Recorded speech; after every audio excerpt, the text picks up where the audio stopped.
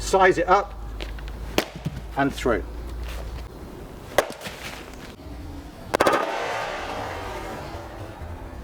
Today I want to show you an axe technique which can be super useful, but it can also be super dangerous, so we need to learn how to do it properly. And in particular we're going to be using the popular bushcrafter's axe, the kind of half length axe, the boy's axe if you like, as some people call it. Could be Gransfors, it could be Hultafors or Holtzbruck, could be the wonderful Thornwood Forge style of axe, but they're all about half the length from my fingertip to my sternum, and they're all around about 700 to 850 gram head. I'll put pounds, ounces, whatever there for our American cousins. Okay, so this is what this technique is used for. It's used for splitting wood when you don't have a block and you don't even have a surface that you can work down to. I've used this on snow, but it only really works with certain types of timber. It shouldn't be too knotty, and it also shouldn't be too light in weight. You're relying on the inertia of the wood to allow the axe to split the wood before the wood moves off horizontally. This is the piece of wood that I want to split. So it's a fairly chunky piece. It's too big for me to use that hand splitting technique that I've looked at in other videos. I'll link to it in the cards, I'll link to it below. But we could maybe use it once we split this down, okay? Also, I don't have anything else to split onto. I don't have a block, I don't have a chopping block, I don't even have some sort of stump. So this is kind of a backcountry technique, really. And as I say, when I've been on snow, when you make a tent platform by trampling the snow, and you've basically got something that's not super delicate, but is delicate enough that if you try and split things vertically into it, you're going to damage that crust. Maybe you want to split horizontally. Now, this axe technique looks dangerous to the uninitiated, and also it can be dangerous to the uninitiated, so you need to use it with caution, okay? And bear that in mind. Don't go away having watched this video and injure yourself and blame me. Yeah, user caution advised. But this is a grown-up channel for grown-up outdoors people, and this is a technique that can sometimes be useful. I was taught this technique by Ray Mears, and I've used it on and off ever since over the last 20 odd years. And as I say, I typically use it if I don't want to be chopping downwards. So that could be snow, it could also be rock, it could be Canadian shield, where if I make a mistake, if I go too far through the wood, I'm going to damage my axe, okay? But whatever I'm doing, I don't want to damage myself, okay? So I've got another camera set up here so you can see from the side. So I'm going to be hitting the front of this piece of wood with the axe, okay? But what's really, really important is that my heels are no further back than the front face of this piece of wood here, because if they are, if I'm stood here and I start to split the wood horizontally with the axe, and the axe is moving horizontally and it deflects, I miss, it bounces off, it comes out the side of the wood, it could be going into my ankle, my lower leg, my shin, anywhere like that is not good. So the strike point that I'm aiming for has to be behind my heels, so that any deflection or follow through is past my legs, okay? The other rule is that I keep hold of the axe with two hands. Now it doesn't matter, it's your preference, doesn't matter whether you hold it this way or hold it that way. Most people are more comfortable if they guide with their right, holding it that way, but sometimes they feel more comfortable the other way. Hold it whichever way you feel most comfortable, but it must have both hands on the axe, because that stops it going too far away from the center, because you've got one arm on one side stabilizing and one arm on the other. Do not try and do this one-handed, it must be done two-handed, okay? And then the other thing that can be useful is just to lift up the front of the piece very slightly, just to raise it, and it gives it a little bit of a dig at the back as well. But sometimes people ask me, could I put it up against a tree? You don't really want to be swinging your axe backwards towards a tree where it can bounce off and hit you. You want the open area here, really. You can always put a log behind it, but generally the point here is that you hit it swiftly enough, it doesn't need a backstop, and you don't have any clutter there to confuse the issue or cause any problems. Okay, so I've got my heels in front, I'm going to aim, and I'm not going to try and hit it right in the middle of the center.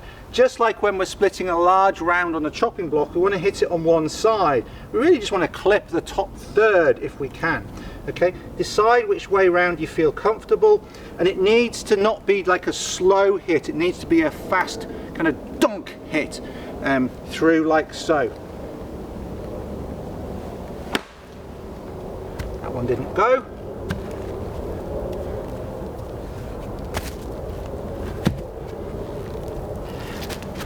This is a bit wet.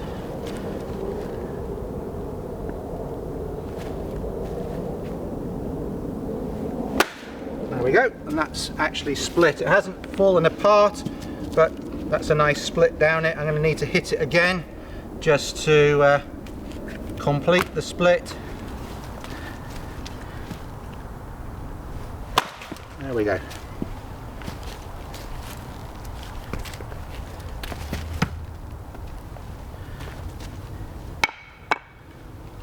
Common mistake is to measure up and then overstrike, and overstrike here means that you hit the ground with the bit of the axe, which is not good.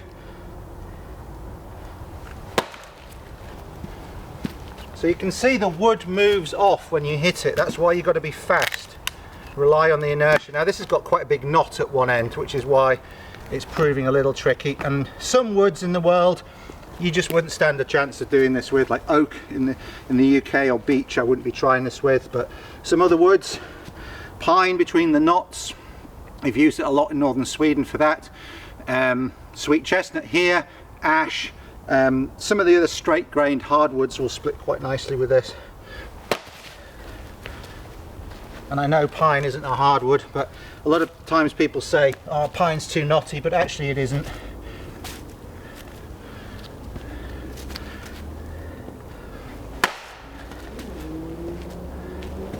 There we go. So finally got there with that one.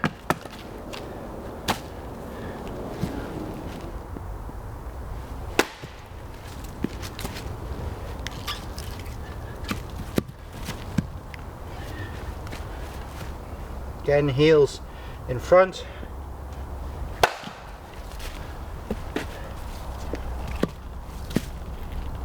The smaller the piece, the more rapidly it will move off. But the less hard you should need to hit it. That split reasonably. There's a knot at the end of this. Stopped at the knot. That's gone.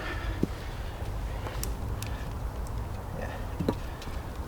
There we go.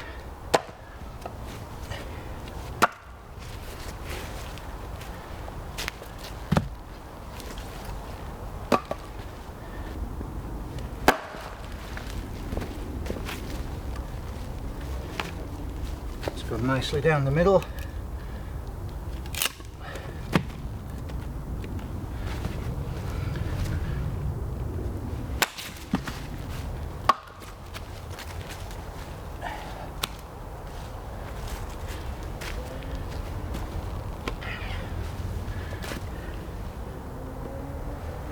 There we go.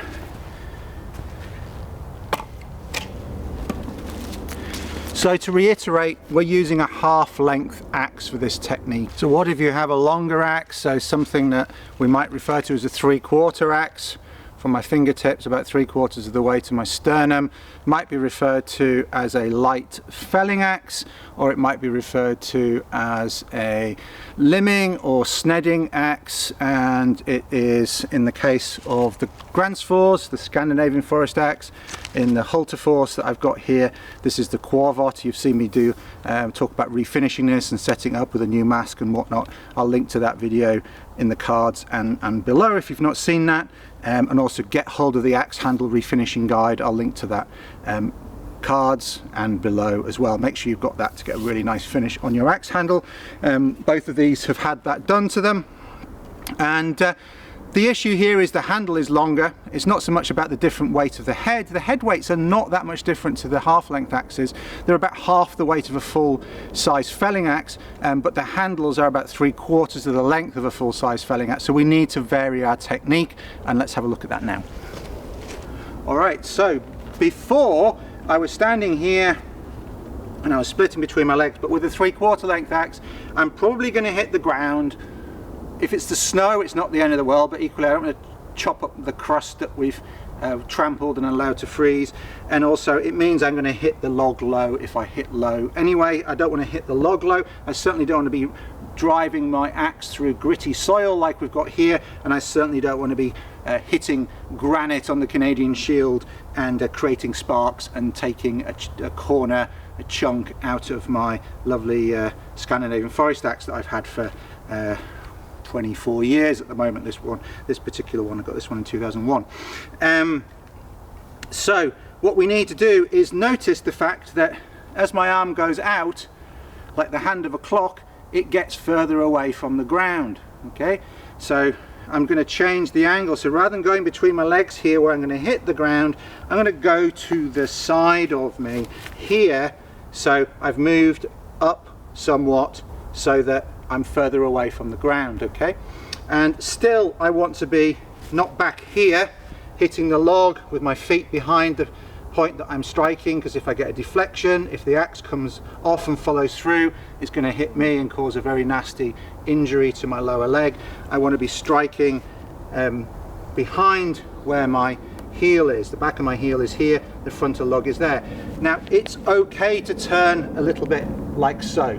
Okay, some people think of it a little bit like playing croquet. I've never played croquet. I probably never will play croquet. I definitely don't think it's anything like playing golf. I'm not a golfer either, you'll tell in a minute with my swing.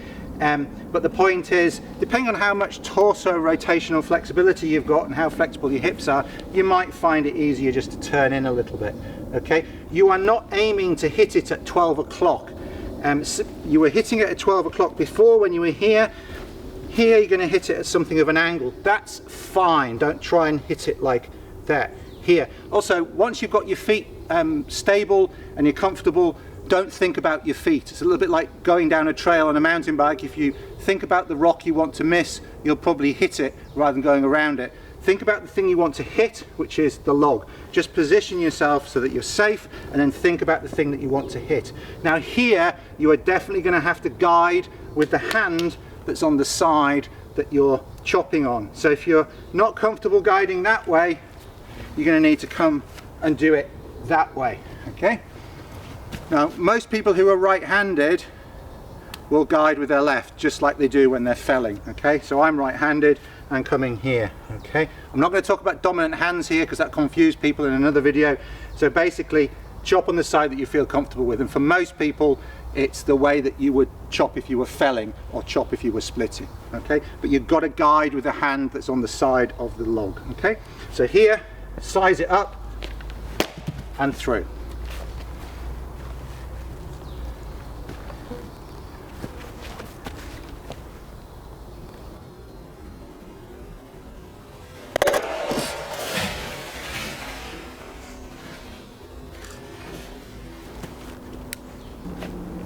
There we go.